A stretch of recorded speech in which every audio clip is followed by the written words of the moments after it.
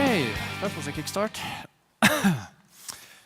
Thank you for having me, and thanks to Robert and Eric for this great event here in Stockholm. What about Pandora's box? The box of evil, or should I rather say, possible evil. The thing is that there are many ways that can lead to Rome, and also for those who work to protect their systems, and also for those who attack the systems. But on that way, there are a lot of fluctuations that need to be, requires different kinds of efforts to succeed. And on that way, you need something and someone that can keep you, help keeping you the right focus in the process. So you get the overview of what you want to protect. And the good thing here, you probably know, this is from Norway, that you have the laws, the regulations, and the guidelines to help us out. And I have put out the thing in red here, highlighted some points, because in Norway you can actually, the company is responsible for describing its own operational control systems. That's quite interesting. Further down below, it's also other software that through its functions or service is essential for the operational control system's functionality. If you move on and see down here, also in red, what about the links that have been established between operational control system and other types of systems, and introduces new systems may affect the operation control system function, and who are involved to assess these type of systems.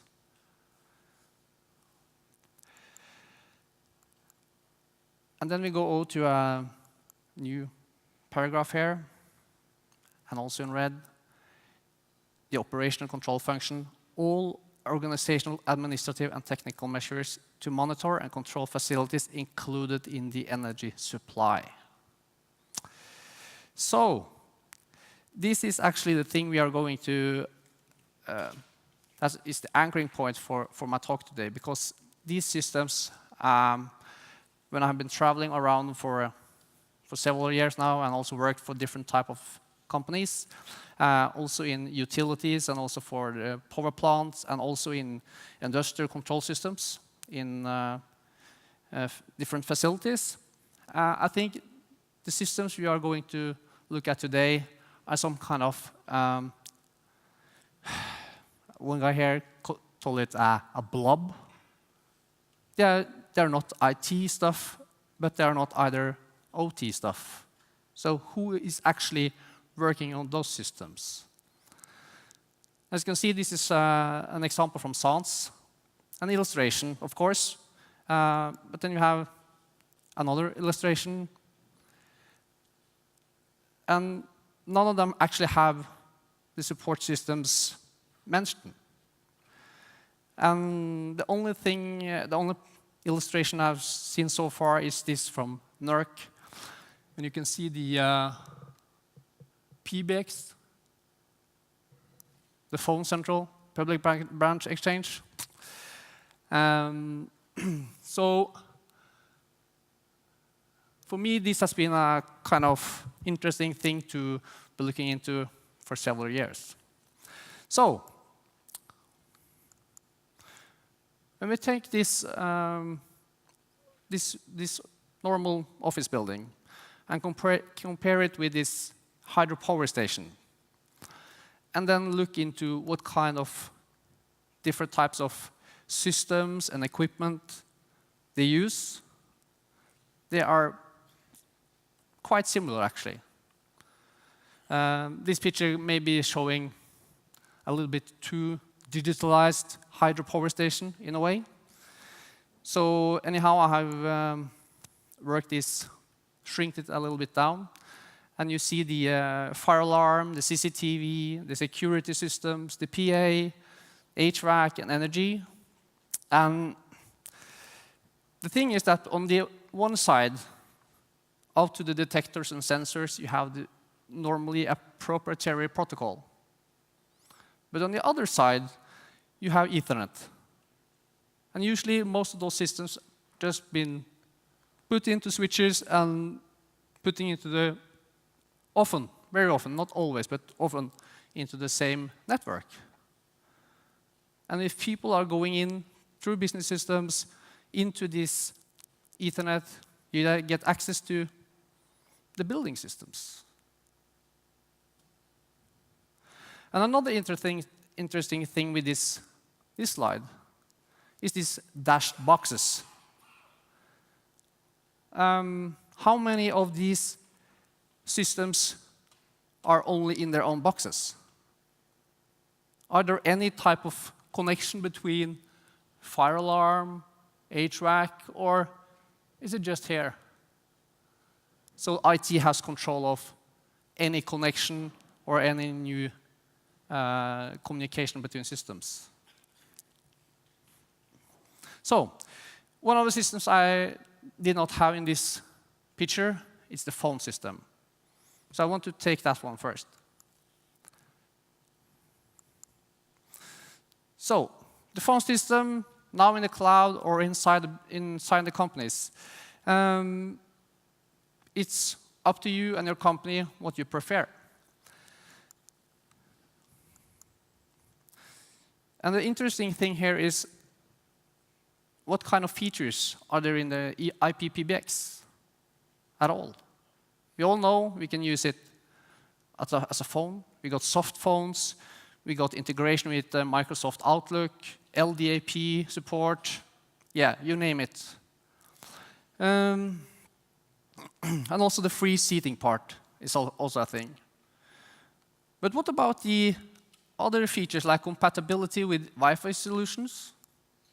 Or electric door strike that could be used to open doors and different barriers? If you think that is gone, I would like you to please double check it. We have seen these systems in use, still in use.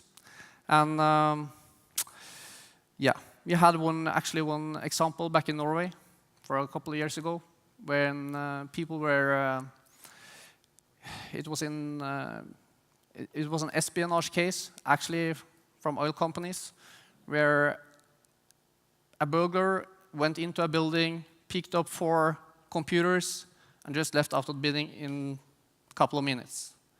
And the people was looking at how did they get through that door so quickly?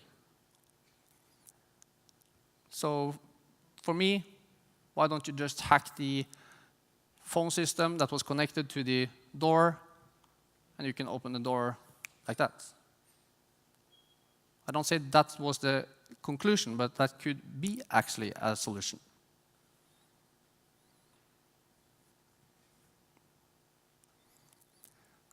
So we move on. Access control. In highly secure environments, they are usually not put together in the same package. But what's the difference if they put this equipment on the same network? And people are going to get access to these systems and can open doors to places that are not that easy accessible.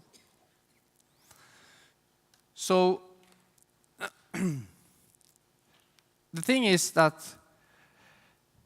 the access control and the CCTV and all these kind of devices, are they always put on a segmentation network, or who are the manager for those kinds of type of systems? And I also want to think about the CCTV when you are on remote sites that are not that often service personnel, and the service guys are that in there that often. If you get access to it, or you can see how things are happening at the remote site, but you can also pull out the plug if possible, and you can put on your own equipment in these systems if you don't have a good access control on the systems. Actually, back in Norway, this is a little other example. One of our companies actually tried to check out their vendors, the security vendor. So they put a web camera inside one of the secure zones, and with a picture stream out of the secure zones and out to the business zone to see if the security vendor could detect this stream. In this case, they actually did not detect it. But anyhow, you can think there was a very, very bad security actor. But on the other hand, if you can work in a good relationship with vendor, company, and maybe a third part, and have the focus to be better in your work, this could actually be a very good thing. And you could be more, look more into your systems that are not that in focus all the time, if you understand what I mean.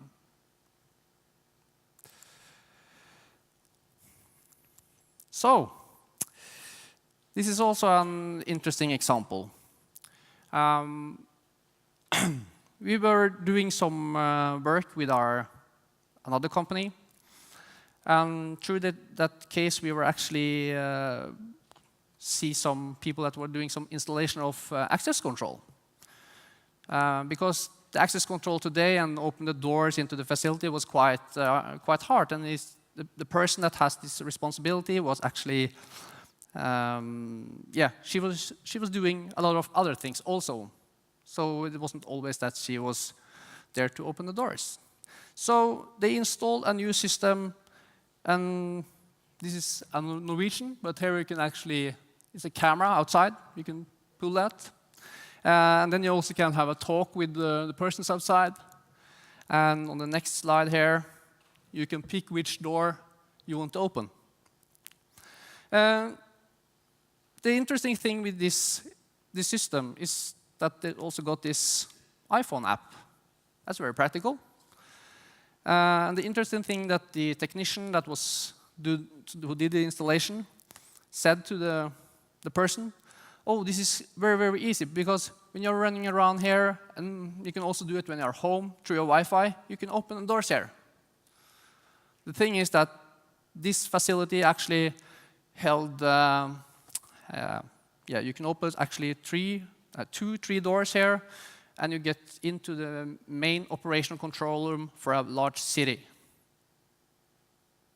I'm kidding. But the thing here is that actually one of the security guys overheard this conversation and managed to stop this thing. So the special thing here is the Wi-Fi thing and through your app. So yeah. And the other thing here, what about the security firm that installed this system? Yeah, it's one of the largest company that installs the security systems. So for me, it's also kind of, why don't you ask and try to understand your customer? This is actually a critical infrastructure.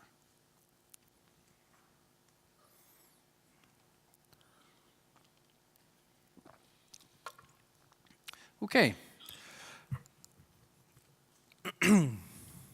So, fire and fire suppression systems. They are quite interesting things. They detect smoke and fire and use their bells and whistles to notice fire alarm. At the same time, in many of these systems, they got programmable relays.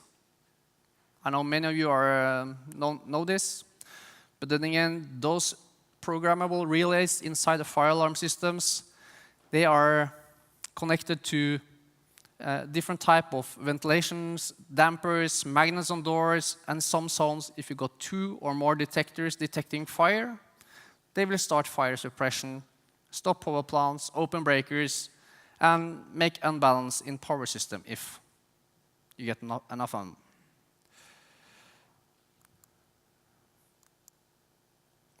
So, this is an example. We actually have, there are actually 2 vendors here. But it doesn't matter who the vendor is, because this can happen to any vendor. from my point of view. But again, you have the control system, you have the local area network, when you have the computer from the system engineers, you have backup station, you also have the OPC server, and you also have remote hookup. So the technicians can work from outside the facility. And you also can see the communication here. It's a fiber ring. But the most interesting part here is that, okay, this system works like, that's a fire system. But for me, it's what about the connection to the substation, circuit breakers, power station, and everything?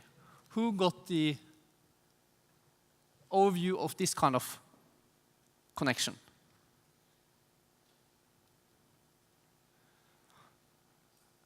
I've been in so many places now and asked questions about this, and they don't know. So it's actually quite interesting. And when we did a little research out on the on the internet, you find the programming tools, you find how they are using their how they build up their projects, and then you have an overview from how the buildings, the systems are put into, and also where the detectors are placed.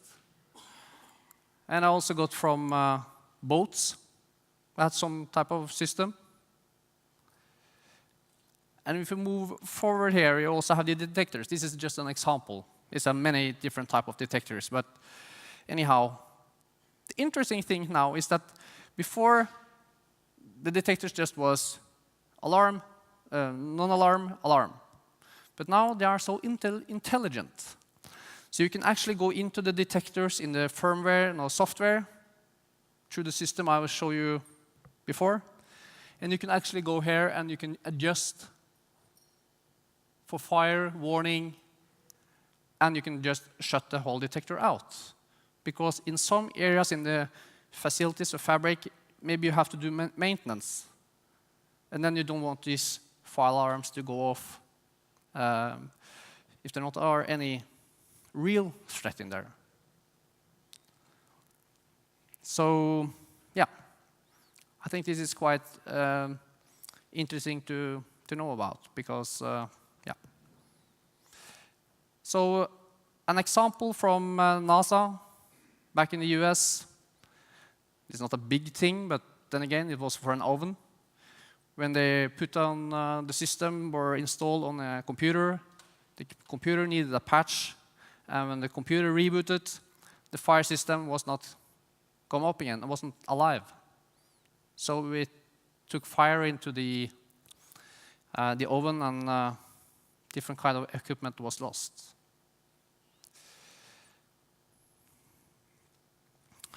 Another thing with fire and fire suppression systems is that there are, if you move forward to, this is an example from Sweden and Stockholm. A good friend of mine actually gave me this example because this is from a data center.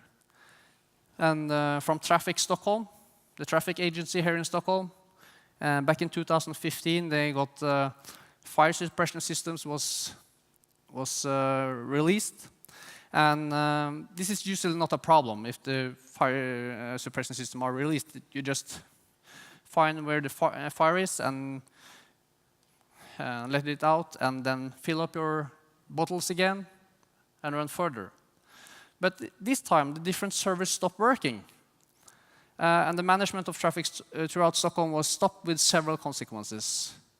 The main problem here was that the building and the data center and the fire suppression system was built at the same time.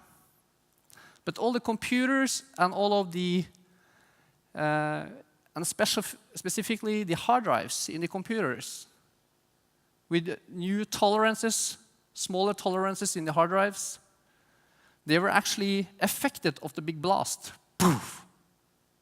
So at least around 40 hard drives was actually went out of business and stopped the traffic Stockholm to make the system work. I have a little film here. Hi, I'm Brendan. We're here in the Fishworks lab.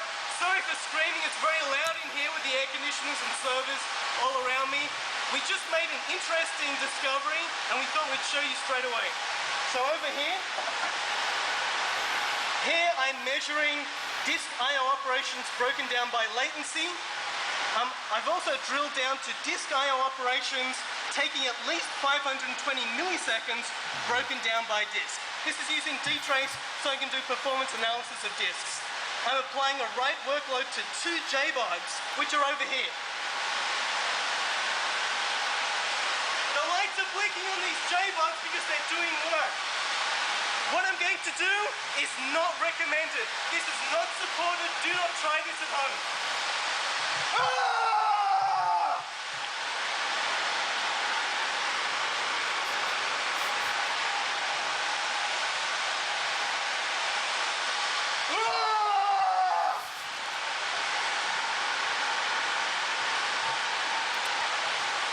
This is not special effects, this is real.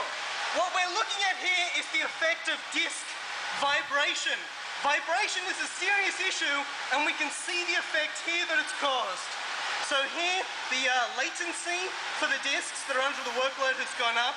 Here I can see which disks have now had I/O operations longer than 500 milliseconds, and I can find out that they belong to the JBODs I was just shouting at. So, amazing stuff.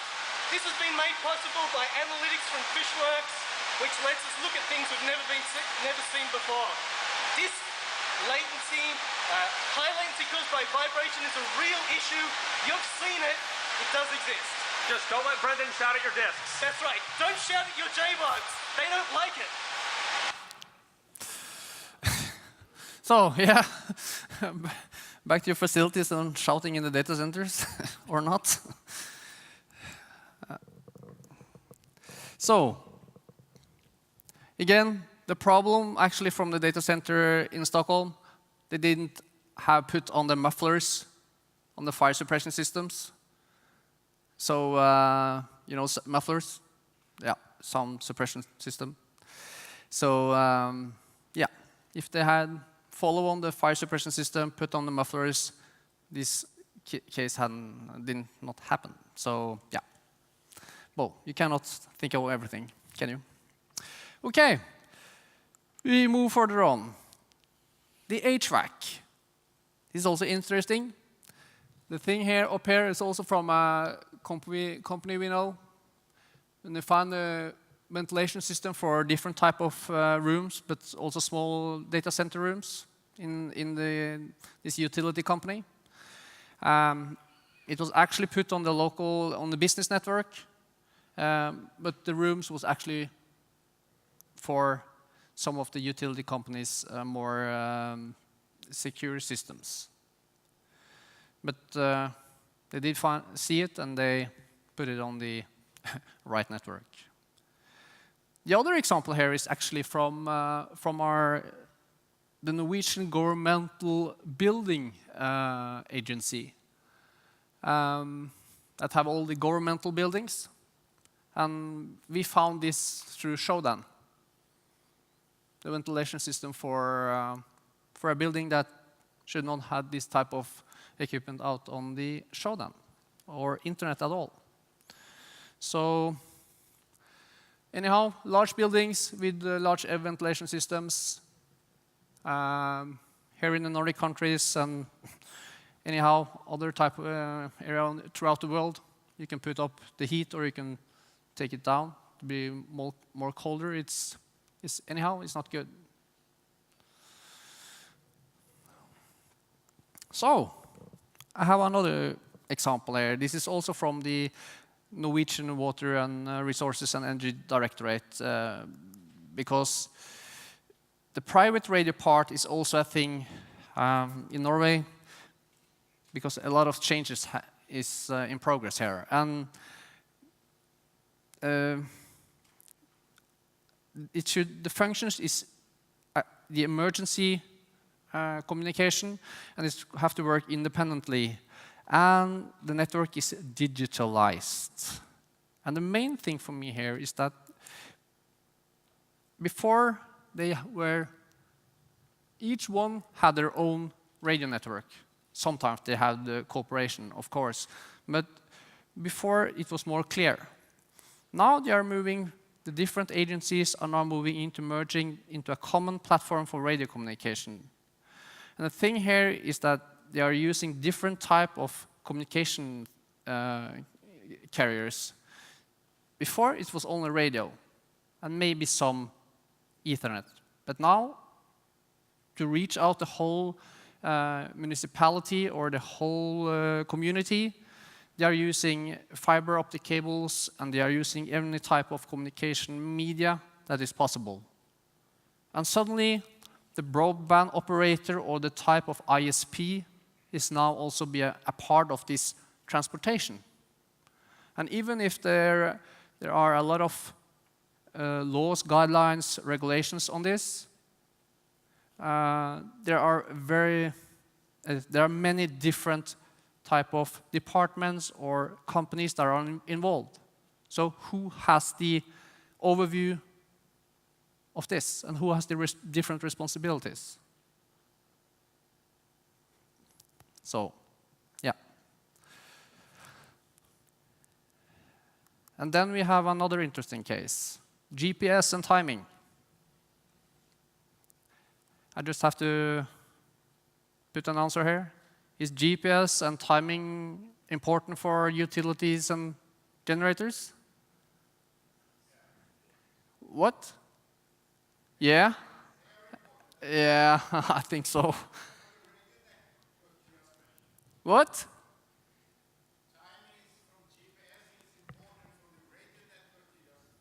Yeah. Very good. Why I'm taking up this is, I'm quite sure all you know about the GPS things, but the LoRaWAN long-range navigation system is going down. We don't have any, maybe not that kind of backup anymore. The GPS signals, the GLONASS, the different type of satellite-based systems that we are dependent on. What are the backup for those systems? What about NTP? Does every country have their own NTP servers? And how reliable is that kind of servers? So for us, it's quite very important to raise these kind of questions because of back for a couple of years ago in the Black Sea, you have different type of ships that was sent out of course. And because of the GPS was not correct. And actually, for a couple of weeks ago, in Norway, we also see some other signs when the GPS systems was disturbed. And this disturbance was not from sunstorms, would I say. Okay. So another example here is cellular inside mountain facilities. And here you have an antenna, cellular phone inside a hydropower station. And the thing is that underneath the red line, you see it's going to illustrate the tunnel. And underneath the red line is inside the power station. The thing here is that we were actually working to get to know some of our companies. And it was there was doing some maintenance work. They had put out the whole generator, and nothing very problem with that. But the thing is that the access point was actually coupled in, Wi-Fi access point was coupled into the industrial control system, the local control inside the station. At the same time, they're using this cellular phone here. And usually the cellular phone are the telco guys in the company that has the responsibility for. And this local control is a whole another department often. And then we are going with our cellular phones on our back pocket all the time. And we can also have these nice Raspberry Pis, Nukes, BeagleBones. What if they suddenly are inside here, and you can use those as a jump station into the control systems? So the thing is, many people are talking about this always going through the business systems and into the control systems. Yeah, maybe not always. So the thing here is talk to each other, make the different type of departments talk to each other. Okay, I have to move on. Business systems. Now we have talked about a lot of kind of hardware systems, but this is one of the big things I think. Because more and more we are getting dependent on these systems, and they are more and more dependent on each other. They're getting information from each other to make the business function in a proper way. So they are critical. And yeah, more and more operations are just so dependent on them. So if they stop functioning, the light in the bulb will not stop at the moment, but it's a big problem for the maintenance personnel and management to what they do and how they have overview of the systems.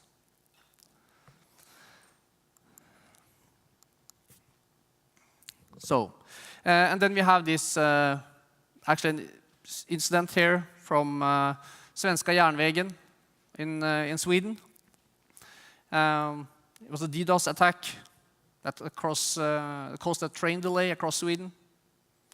And when the new integrator or service provider is now moved from to another country, another location, and the lines that are going here, and when the operational control center from the traffic control, when the lines are DDoSed and they don't get the right instructions on their tables, it could be a big problem, a big issue. So, stick to your basics about the mitigations. Get an overview of your values. When I'm talking about the values, the thing I've been into here is just a little scratch on top of my palm here. A lot of other type of systems. But coffee talks, I like coffee talks.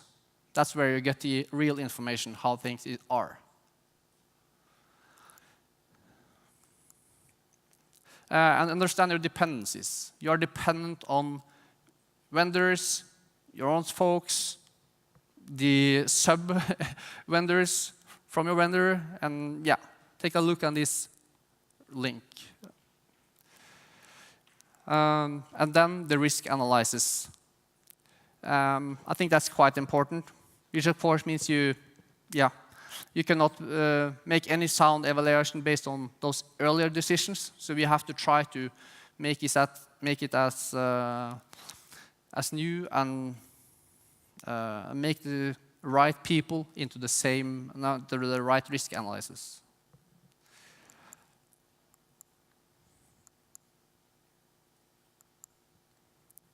And of course, I mentioned it before, communication. Communication between different departments is very important. And I don't only talk about IT and OT. This is also a business thing. And what is your thing? It's just me.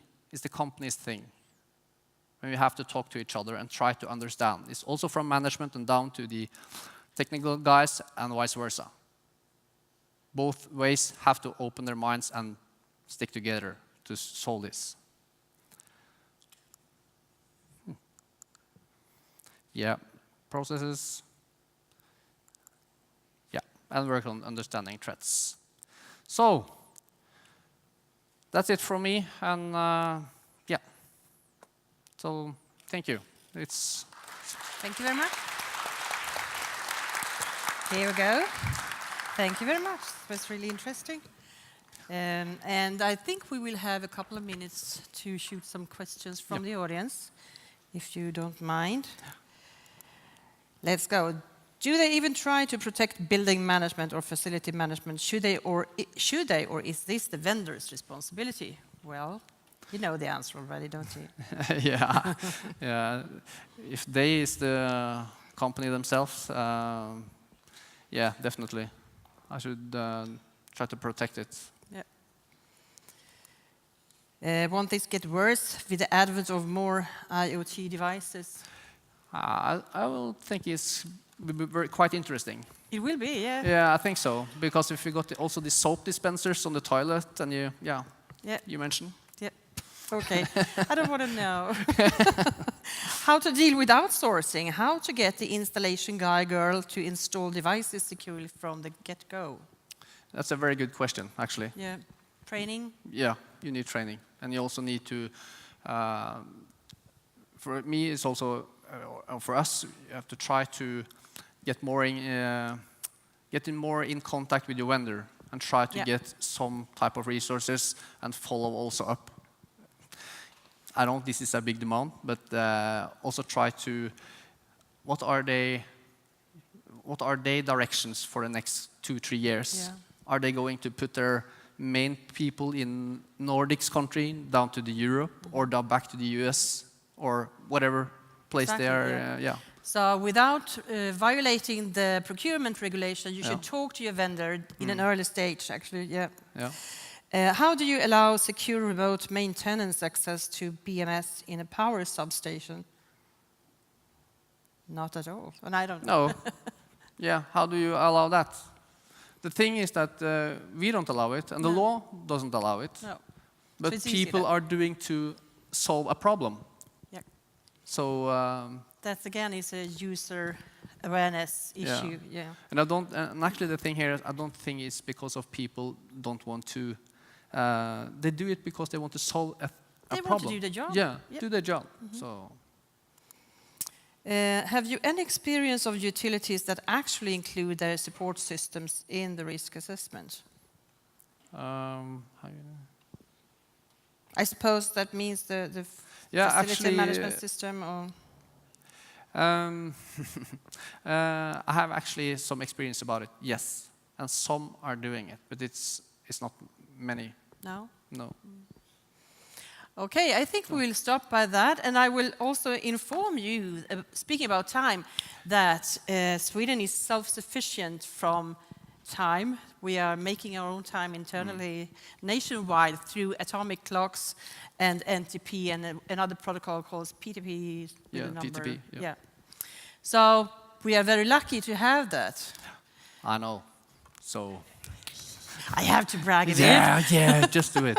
So thank you very much. As a token for appreciation, there's a certificate. Thank you. And a small little book to enjoy yourself with Swedish traditions. Thank you very much. Thank you. Thank you for the meatballs.